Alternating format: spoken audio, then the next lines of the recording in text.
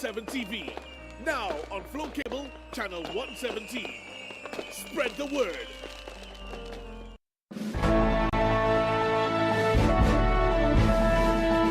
In the headlines, government acknowledges call for scrutiny of GBV protection systems, and government moves to fund law scholarships for police officers.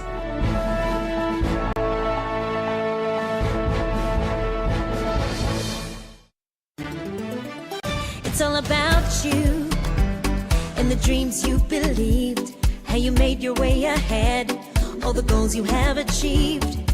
All along the way, you've been a partner so true. All the way you've seen me through. We're all the bank you need. It's still about you and the life you're shaping now. All the doors that open wide, every step, every vow. All along the way, you'll be a partner so true. All the way you've seen me through. We're all the bank you need. We're the Bank of St. Lucia, so bank on your future. We're the Bank of St. Lucia, all the bank you need. Celebrating 25 years strong. Bank of St. Lucia, all the bank you need. Did you know that while you're busy with your day, important news is breaking all around you? From politics to weather updates, community stories, and breaking news. Hot 7 TV keeps you informed with news every hour on the hour. Don't wait to hear it secondhand. Stay ahead. Stay informed with Hot 7 TV St. Lucia. News notes on the hour. Stay updated wherever you are. Catch Hot 7 TV St. Lucia's news every hour on the air, on our mobile app, and on our website.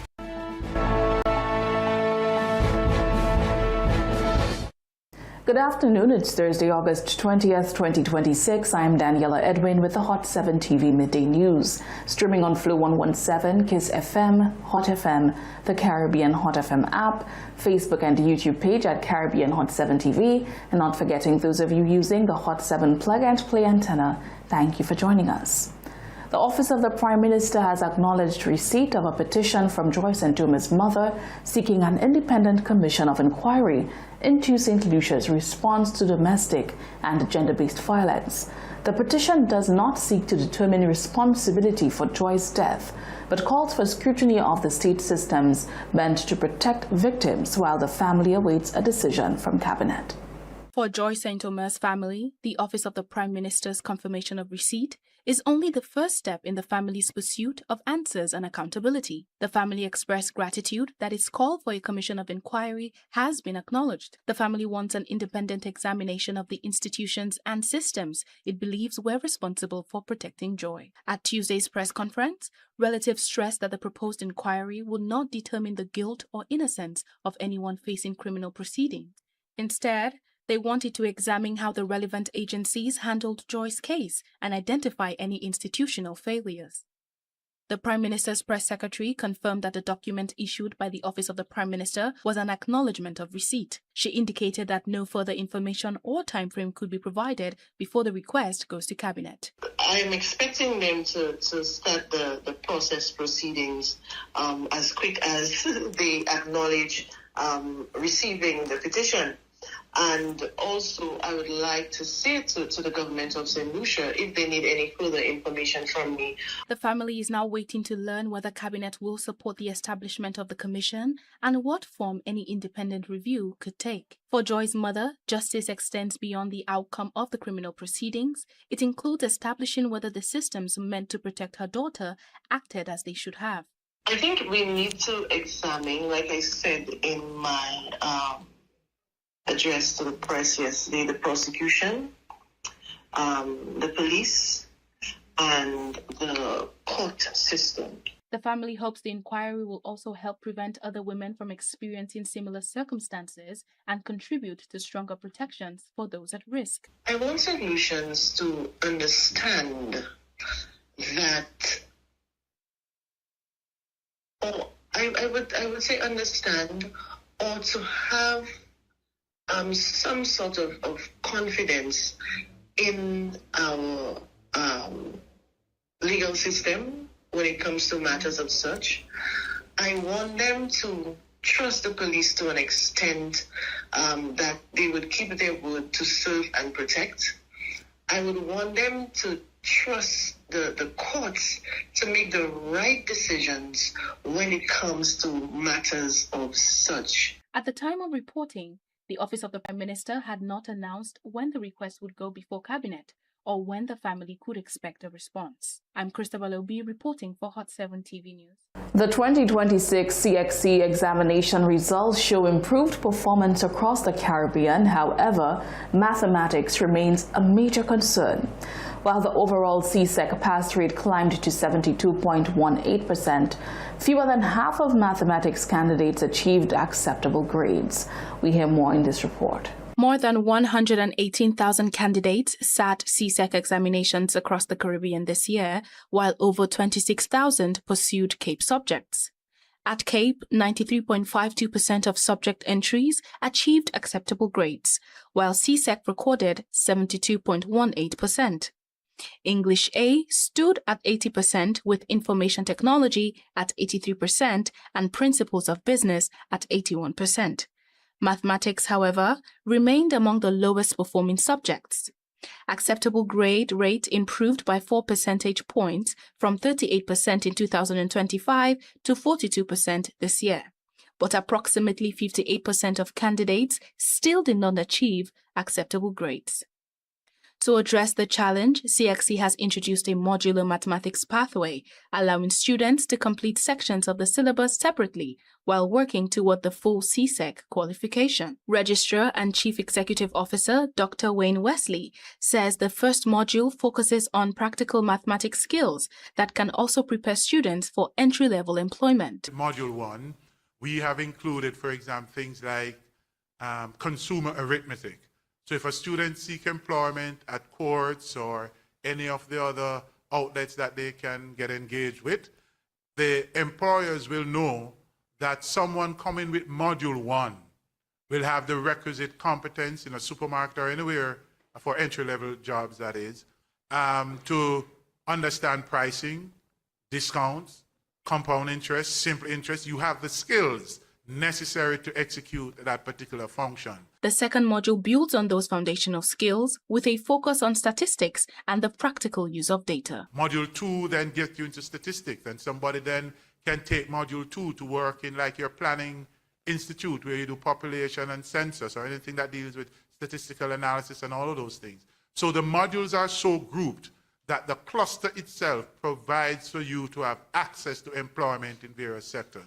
We have been talking with the employers and indicating to them what it means. In fact, the new way that results will be presented for all subjects going forward that are modularized will be on the modules, because the module gives more information about the competence that the students and the content the students would have mastered. CXC says the modular approach allows students to gain formal recognition for the specific areas they have mastered.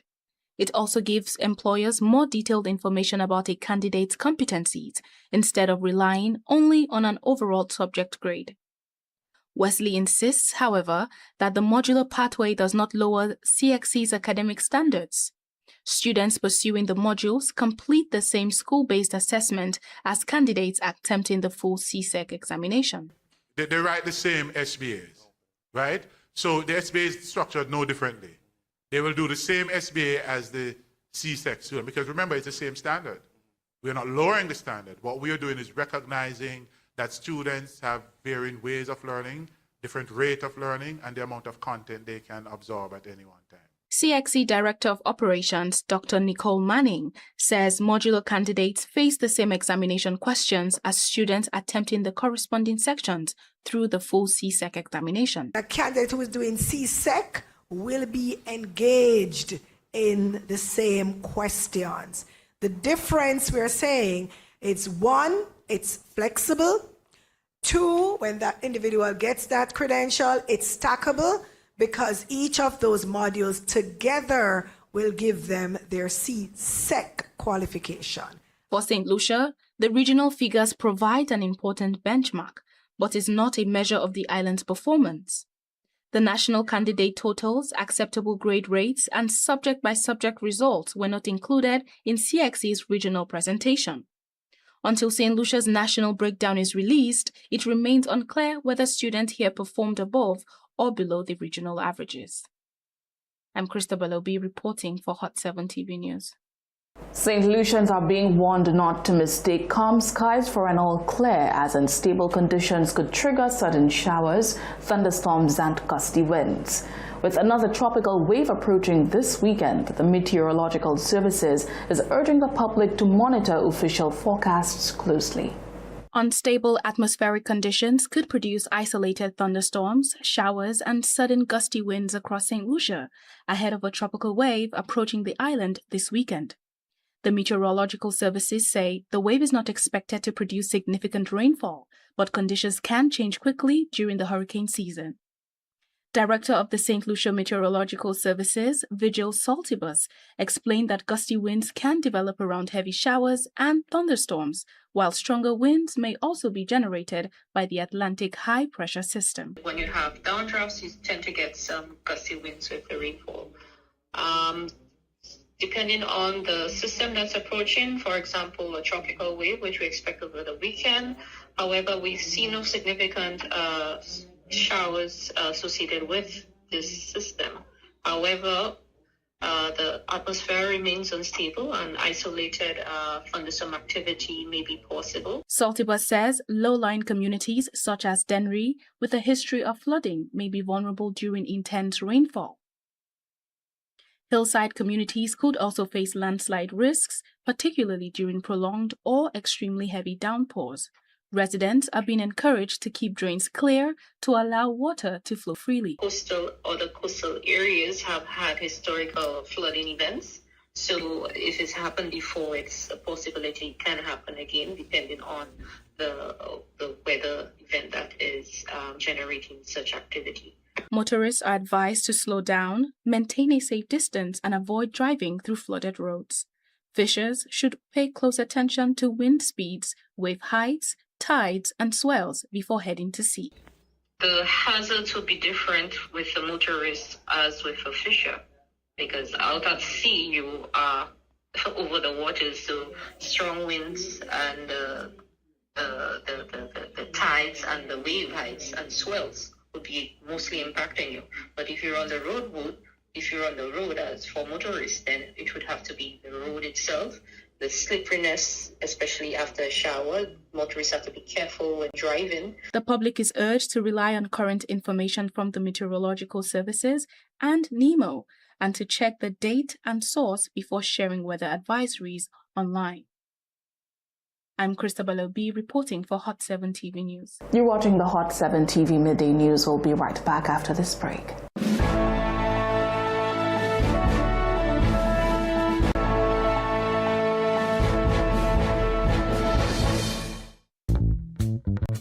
Are you ready to own the stage? Every other Wednesday from 7 p.m. to 11 p.m., the hottest midweek party comes alive at Blast Karaoke Night. Sing your favorite hits, enjoy delicious food, signature cocktails, and exciting bingo with chances to win big. Bring your crew and join us at Blast Entertainment Center, corner of Chisel and Brazil Street, upstairs the Starlight Building. Blast Karaoke Night, where every other Wednesday is legendary. Your moment to shine is almost here. Blast Karaoke Night returns on Wednesday, 26 August 2026. See you there.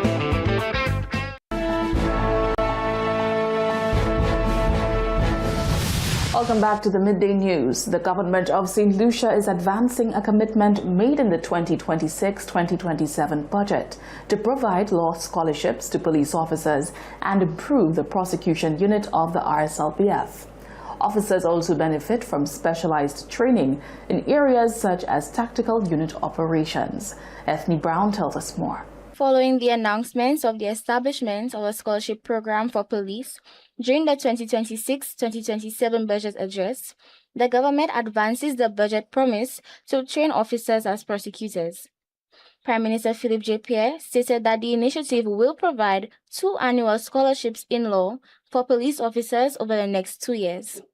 The officers who receive scholarships will be bonded for 5 years to serve as prosecutors within the Royal St. Lucia Police Force after completing their studies. Improve the prosecution unit of the Royal St. Lucia Police Force. by providing 2 annual scholarships in law for police officers over the next 2 years.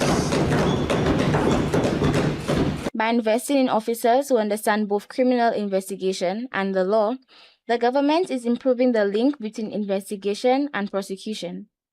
In addition to the scholarships, several police officers have undergone various training programs, as stated by Albert Shari, Assistant Commissioner of Police at the Police Press Conference on August 19, 2026. Training our officers remains paramount.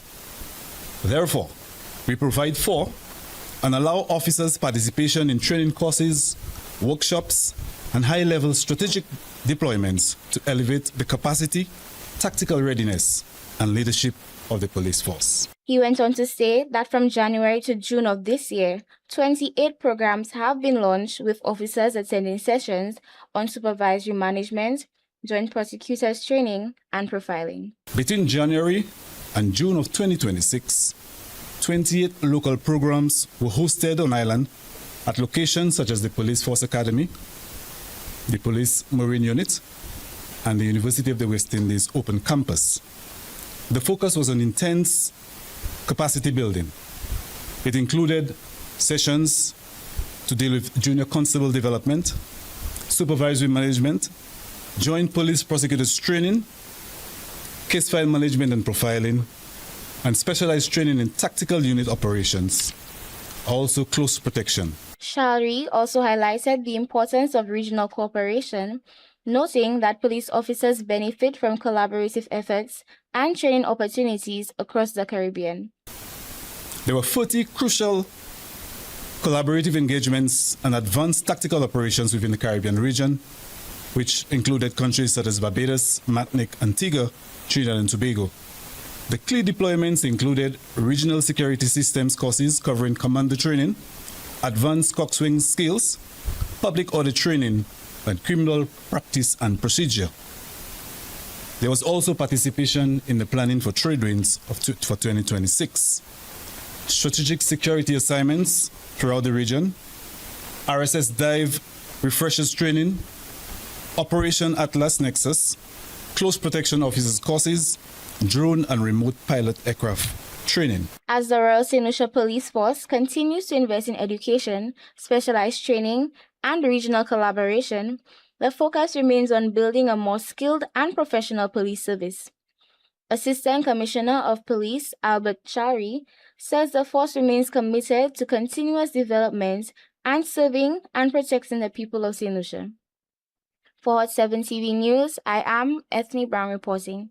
The Member of Parliament for Grizzly said the community's development had fallen behind, with several long-standing issues and necessary updates still outstanding. He said many of the improvements should have been addressed years ago, adding to concerns over the pace of development. As the Grizzly community continued to expand, concerns were raised about whether development was keeping pace with the district's rapid growth. The area had seen increases in population and business activity, with more hotels and stores being added. However, Grizzly MP Kenson Kazimi said development had been slow and that more should have been done over the years to meet the needs of the growing community. Over let's say about 1997 election, if you look at the results and you look at the population of Grizzly, and you would see Mario Michel become a Member of Parliament for Grizzly. I remember in 2001, it was already tabled that Grizzly should be 2 seats, and that was in 2001.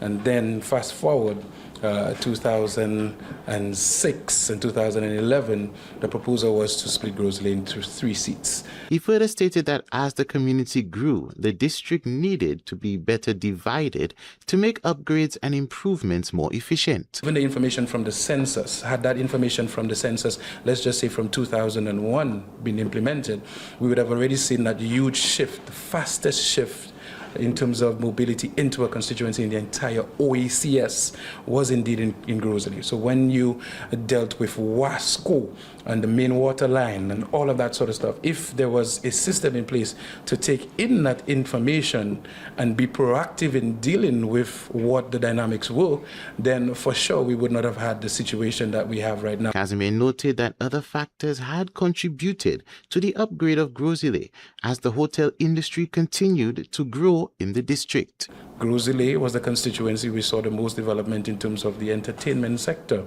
the most development in terms of the hotel sector, and these things have a huge impact on the infrastructure of the entire country. So the works ongoing right now, the raw water line, Phoebus plant, all of that information should have been done 20 years ago. The minister acknowledged that the community had not yet reached the level of efficiency expected.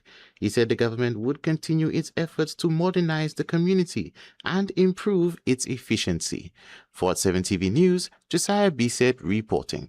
As part of efforts to strengthen the delivery of healthcare services at public health facilities, the Chief Medical Officer took the opportunity to visit various health facilities around the island. This visit allowed for meeting and engaging with staff, assessing the facility and its needs, and to have a closer look at service delivery at the health facility. The Ministry of Health is stepping up efforts to improve the quality and accessibility of healthcare services across St. Lucia, with a renewed focus on strengthening facilities, expanding services, and ensuring patients receive a constantly high standard of care. Over the past several months, the Chief Medical Officer, Dr. Sharon Belma-George, has visited several health facilities across the island, engaging healthcare workers and other stakeholders to better understand the needs and challenges affecting service delivery. Over the last 6 months, I've had the opportunity to meet with all of the relevant stakeholders, health facilities as well, quite a few of them. Among the developments highlighted is the new dialysis center at St. Jude Hospital, which the ministry has welcomed as an important addition to renal care. The ministry is also looking ahead to the introduction of additional services at the hospital's new site. Discussions have also been held with the fire service on ways to strengthen pre-hospital care, while engagement with the St. Lucia Air and Seaport Authority, SLASPA, is focused on improving safety at the island's ports. I work closely with the St. Jude Hospital commissioning team. We were very pleased for the opening of the new dialysis center successfully down in the south, and also working towards the successful commissioning of the other services to the new site. I've also met with the St. Lucia Fire Service looking at ways to improve pre-hospital care. Also, the team at SLASPA to look at how we strengthen port health services. Belma-George says improving the quality of care remains a priority and has taken steps to strengthen the health workforce. This includes increasing staffing, particularly among senior medical officers, while also strengthening urgent care services and expanding the range of services available to patients. The number of clinics being offered has also increased, alongside continued training and professional development for healthcare providers. So we have increased the staffing numbers, especially when it comes to our district medical officers, our senior medical officers. The senior medical officers provide oversight, especially for our urgent care. At present, we have 4 senior medical officers, 1 for general clinical services, the other for infectious disease. Also, as we strengthen our urgent and emergency care services, and also to improve and to ensure we have policies in place for NCDs. We've increased the number of district medical officers because we've increased some of the services that we provide. Going forward, the ministry plans to have health officers conduct more regular visits to clinical services to monitor standards and ensure that patients continue to receive quality care. For Hot 7 TV News, I am Ethne Brown reporting. That's it for the Midday News edition for today, Thursday, August 20th. I am Daniela Edwin. We'll have more stories tonight at 6:45 on the Hot 7 TV Nightly News. Until then, have a lovely day.